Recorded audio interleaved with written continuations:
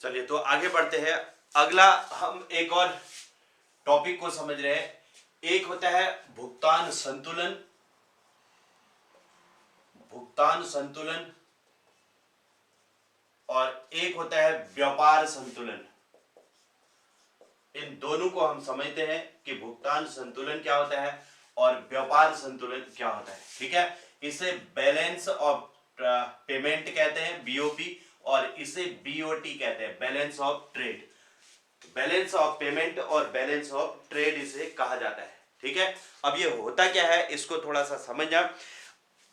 अब बीओपी का मतलब क्या है, देखो किसी निश्चित समय में एक देश के जो वस्तुओं व सेवाओं का कुल निर्यात होता है, कुल आयात निर्यात का अंतर होता है। ठीक है, एक निश्चित समय में कहेंगे कि किसी देश के वस्तुओं व सेवाओं के आयात निर्यात के अंतर को, अब इसको थोड़ा सा समझना कि एक निश्चित समय में, एक निश्चित समय में किसी देश के वस्तुओं व सेवाओं के आयात निर्यात के अंतर को, आयात निर्यात के अंतर को बीओपी कहते हैं, बीओपी कहते हैं। ठीक है, अब इसी से एक परिभाषा क्या बन जाएगी, देखो एक निश्चित समय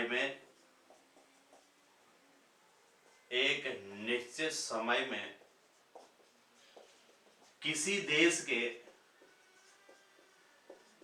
देश के वस्तुओं के आयात निर्यात के अंतर को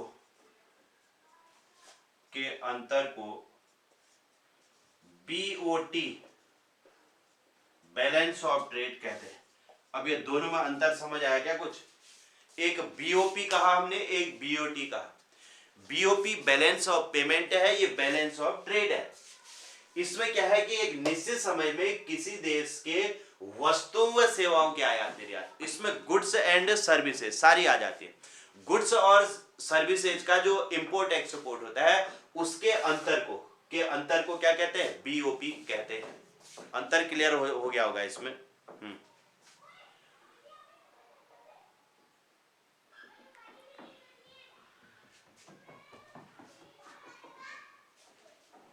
ठीक है, इस पर भी हम प्रयास करते हैं, कुछ इनके क्वेश्चनों को भी देख लेते हैं। ठीक है, बस इसमें ज्यादा कुछ बता ही नहीं रहा हूं, मैंने एक पॉइंट वहां पर बता दिया, 4 पॉइंट वहां बता दिए, इतना ही इसमें बता रहा हूं, बस ये हम इसको फिनिश कर रहे हैं। ठीक है, इंटरनेशनल जो ट्रेड है, फॉरेन ट्रेड, उसको हम यहीं पर खत्म कर रहे हैं, उससे ज्यादा हम पढ़ ही नहीं रहे। सेलेक्टेड जो पॉइंट है उन पर हम चर्चा कर रहे हैं। ठीक है, बीओपी का मतलब क्या है, देखो एक निश्चित समय में किसी देश के वस्तुओं व सेवाओं के आयात निर्यात के अंतर को बैलेंस ऑफ पेमेंट कहते हैं। ठीक है, जबकि बैलेंस ऑफ ट्रेड क्या होता है, एक निश्चित समय में किसी देश के वस्तुओं के आयात निर्यात को, यहां पर गुड्स एंड सर्विसेज दोनों चीजें हैं, उनके आयात निर्यात के अंतर को, यहां पर केवल गुड्स के आयात निर्यात के अंतर को बीओटी कहते हैं। ठीक है, तो ये बैलेंस ऑफ पेमेंट और बैलेंस ऑफ ट्रेड का अंतर ये आपके समझ में यहां पर आ गया होगा कि इसमें वस्तुओं व सेवाओं के आयात निर्यात के अंतर को कहते हैं, इसमें केवल वस्तुओं के आयात निर्यात के अंतर को कहते हैं। ठीक है, इसमें दृश्य और अदृश्य वस्तु है, विजिबल और नॉन विजिबल दोनों आती है। इसमें केवल दृश्य वस्तुएं होती है, जो चीजें हमें दिखाई देती है वो होंगी, है ना। गुड्स मतलब क्या है, ऐसी चीजें जो हमको दिखाई देती है, उसके आयात निर्यात के अंतर को हम क्या कहेंगे, बैलेंस ऑफ ट्रेड। इसमें जो दिखाई देती है वो भी होंगी, जो नहीं दिखाई देती वो भी होंगी। ठीक है, अब बैलेंस ऑफ पेमेंट और बैलेंस ऑफ ट्रेड की अगर बात करें, ये अगर पूरा बैलेंस ऑफ पेमेंट है, बीओपी है, बीओपी, तो इसमें से एक हिस्सा जो है ये बीओटी होगा, बीओटी। इसी में से एक हिस्सा बीओपी का ही हिस्सा बीओटी है, केवल वस्तुओं का जो आयात निर्यात है वो बीओटी कहलाया, और इसमें वस्तु भी है सेवा भी है, सबके आयात निर्यात के अंतर को बैलेंस ऑफ पेमेंट कहते हैं। इसमें देखो बीओपी में दृश्य व अदृश्य वस्तुएं शामिल होती हैं, वस्तुएं शामिल होती हैं। ठीक है, इसमें दृश्य चीजें वस्तुएं भी होती हैं, विजेबल और नॉन विजेबल दोनों वस्तुएं, इसमें दोनों के आयात निर्यात को दर्शाया जाता है। लेकिन अगर बीओटी की बात करेंगे तो इसमें केवल दृश्य वस्तुएं होती है। ठीक है, बीओटी में केवल दृश्य वस्तुएं शामिल होती है। अब दृश्य और अदृश्य में अंतर समझ रहे हो क्या? शामिल होती है। जैसे हमने अगर चावल कहीं पर एक्सपोर्ट किया किसी देश को तो दृश्य है, इसका मतलब वो दिख रहा है ना। अगर हमने कोई सॉफ्टवेयर सेल किया तो वो अदृश्य है, सॉफ्टवेयर से संबंधित कोई सेवा हम दे रहे हैं, है ना, कोई अन्य बैंकिंग सेवा दे रहे हैं या अदर कोई सेवा दे रहे हैं, तो वो क्या है? अदृश्य है, उसमें कुछ दिख नहीं रहा है। ठीक है, तो ऐसी चीजें जो दिखाई नहीं दे रही है उनको अदृश्य कहते हैं। उसमें सर्विसेज आती है, अदृश्य चीजें क्या होती है? सर्विसेज। तो इसमें दृश्य और अदृश्य दोनों प्रकार की चीजों का व्यापार होता है, जबकि इसमें केवल दृश्य वस्तु ही शामिल होती है। क्लियर हो गया?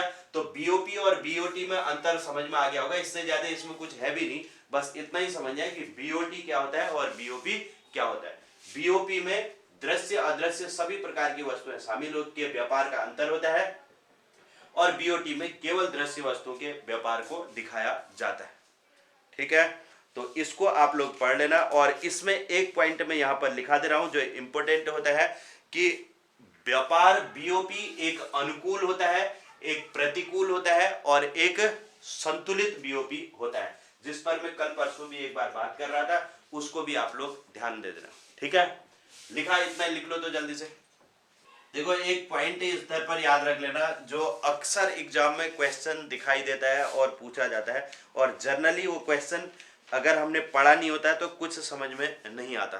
ठीक है, भारत ने पूछा जाता है कि बीओपी के चालू खाते के लिए रुपये को किस वर्ष पूर्ण परिवर्तनीय बना दिया गया? रुपये को किस वर्ष पूर्ण परिवर्तनीय बनाया गया? ये सीधा क्वेश्चन ऐसे ही पूछा जाता है।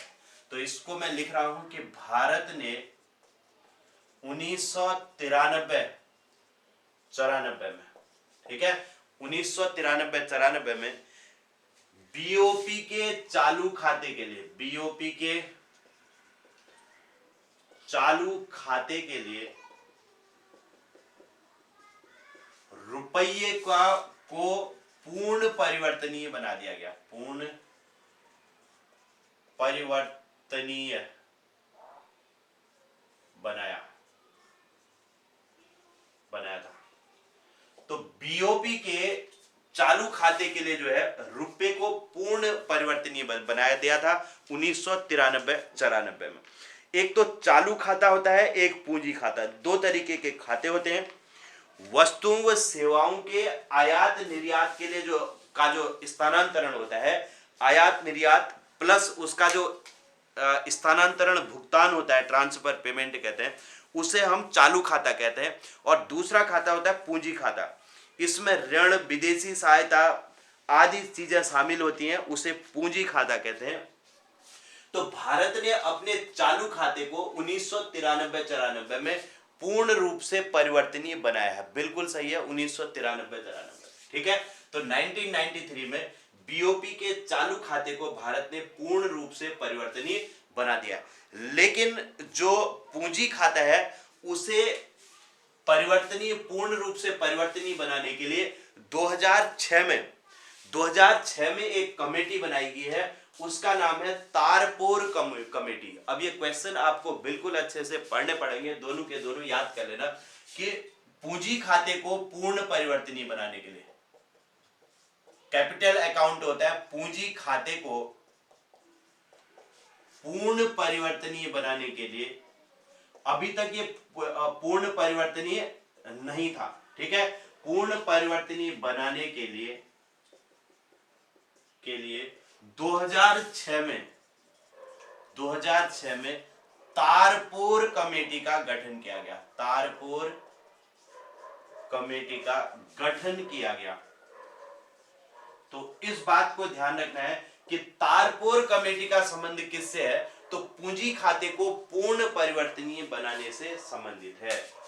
बस ये 2 पॉइंट इंपॉर्टेंट होते हैं जिन पर आप लोगों ने फोकस करना है कि भारत ने चालू खाते को पूर्ण परिवर्तनीय बनाने के लिए 1993-94 में उसे पूर्ण परिवर्तनीय बना दिया, जबकि जो पूंजी खाता है उसे पूर्ण परिवर्तनीय बनाने के लिए 2006 में तारपोर कमेटी बनाई है, और ये जो है पूंजी खाता जो है पूर्ण परिवर्तनीय नहीं बनाया गया। ठीक है, इतना इसमें ये 2 पॉइंट लिखो। अब मैं जो भुगतान बीओपी होता है, अनुकूल, प्रतिकूल और बैलेंस, इस पर हम थोड़ा सा बात कर ले रहे हैं। ये आप लोग जानते ही हो कि बीओपी 3 प्रकार का होता है। एक होता है अनुकूल बीओपी, एक होता है प्रतिकूल बीओपी, प्रतिकूल, और एक होता है संतुलित। ये 3 प्रकार का बीओपी होता है। ठीक है, अनुकूल का मतलब क्या है, जब इंपोर्ट कम होंगे, एक्सपोर्ट अधिक होंगे तो अनुकूल हो जाएगा। जब इंपोर्ट अधिक होंगे और एक्सपोर्ट कम होंगे तो क्या हो जाएगा, प्रतिकूल हो जाएगा। जब इंपोर्ट बराबर एक्सपोर्ट होंगे तो क्या हो जाएगा, बीओपी संतुलित। सिंपल है, कुछ भी नहीं है इसमें। बीओपी 3 प्रकार के होते हैं, अनुकूल बीओपी, प्रतिकूल और संतुलित। ठीक है, अनुकूल में क्या होगा, जब इंपोर्ट, विदेशों से इंपोर्ट कम कर रहे हैं, एक्सपोर्ट अधिक कर रहे हैं तो क्या होगा, अनुकूल होगा। जब इंपोर्ट अधिक हो जा रहे हैं और एक्सपोर्ट कम हो जा रहे हैं, विदेशों को बेच तो कम रहे हैं, खरीद ज्यादा रहे हैं तो क्या हो जाएगा, प्रतिकूल। जब इंपोर्ट एक्सपोर्ट बराबर है तो क्या होगा, बैलेंस होगा, बैलेंस बीओपी।